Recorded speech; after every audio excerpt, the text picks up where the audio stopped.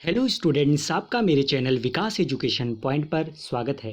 विद्यार्थियों, आज मैं आपको शिक्षा निदेशालय राष्ट्रीय राजधानी क्षेत्र दिल्ली द्वारा दी जाने वाली क्लास 10th के सामाजिक विज्ञान विषय से भूगोल से वर्कशीट या कार्यपत्रक 3 का अध्ययन करेंगे।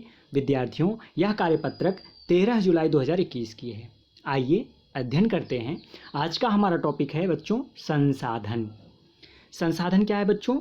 अपने आसपास की वस्तुओं को देखिए और उसकी एक सूची बनाइए। हमारे आसपास जो भी वस्तुएं हैं मौजूद हैं, आप देखिएगा और उसकी एक सूची बनाइएगा। जैसे मैंने कुछ वस्तुओं के नाम लिखे हैं। घड़ी है, टीवी, मोबाइल, कूलर, किताब, मिट्टी, पेड़ पौधे, भवन, हवा, बादल, मेज, कुर्सी आदि। तो इस प्रकार से हमने कुछ वस्तुओं या फिर कुछ वस्तुओं के नाम यहाँ पर हमने लिखे हैं। आप भी अपने मन से और भी वस्तुओं के नाम यहाँ पर लिख सकते हो। अपनी बनाई गई सूची के आधार पर निम्नलिखित तालिका को भरना है। नीचे एक तालिका दी गई है, आइए इसको भरते हैं।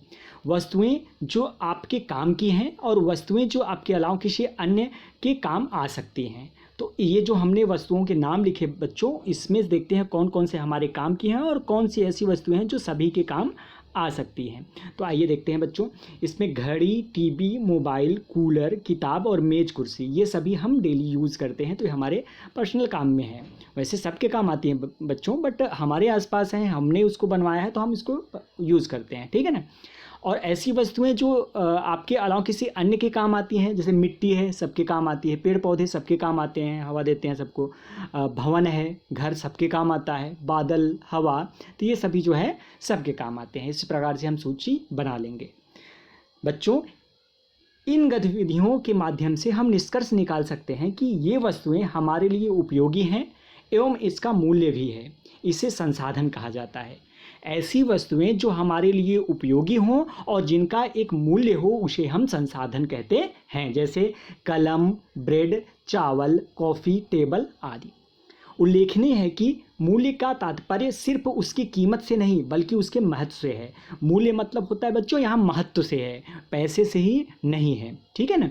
जैसे हवा की कीमत तय नहीं किया जा सकता है, लेकिन इसका महत्व हमारे लिए बहुत ही अधिक है, ठीक है। आगे देखते हैं। उपयोग एवं मूल्य के अलावा प्रौद्योगिकी एवं समय भी किसी वस्तु को संसाधन बनाती है। जैसे मोबाइल के आने से टेलीविज़न, लैंडलाइन का इस्तेमाल कम हो गया है। टेलीफोन, लैंडलाइन का इस्तेमाल कम हो गया है। तो जब से मोबाइल फ़ोन आ गया बच्चों, तो टेलीफोन का इस्तेमाल जो है अब कम हो गया है, ठीक है। चलिए आगे देखते हैं। प्रौद्योगिकी क्या होता है? किसी कार्य को करने अथवा वस्तु को बनाने में नवीनतम ज्ञान एवं कौशल का अनुप्रयोग प्रौद्योगिकी कहलाती है, ठीक है। तो किसी कार्य को करने अथवा वस्तु को बनाने में नवीनतम ज्ञान एवं कौशल का अनुप्रयोग जो है वो प्रौद्योगिकी कहलाता है, ठीक है बच्चों। चलिए आगे देखते हैं। मानव संसाधन क्या है? मानव संसाधनों का उपयोग करता है, लेकिन संसाधनों के निर्माण एवं उसे मानव के लिए उपयोगी बनाने में मानव की ही महत्वपूर्ण भूमिका होती है। मानव ऐसा तभी कर सकता है जब ऐसा करने का ज्ञान, कौशल तथा प्रौद्योगिकी उपलब्ध हो। इसलिए मानव को भी एक संसाधन माना जाता है। शिक्षा और स्वास्थ्य लोगों को बहुमूल्य संसाधन बनाने में मदद करता है, ठीक है। तो इस प्रकार से हमने बच्चों संसाधन के बारे में जाना। आइए अब इसमें निहित कुछ प्रश्न दिए गए हैं, इन प्रश्नों के उत्तर करते हैं। तो पहला प्रश्न है बच्चों, 3 ऐसे संसाधनों के नाम लिखिए जो हमारे लिए उपयोगी हैं लेकिन उनका मूल्य निर्धारित नहीं किया जा सकता है। तो बच्चों आइए इसका आंसर करते हैं। ये तीनों वस्तु कौन कौन से हो जाएंगे? प्राकृतिक पर्यावरण, वायु और जल। इनका हम मूल्य निर्धारण नहीं कर सकते हैं, ये हमारे लिए अत्यंत आवश्यक होते हैं। चलिए नेक्स्ट क्वेश्चन देखते हैं।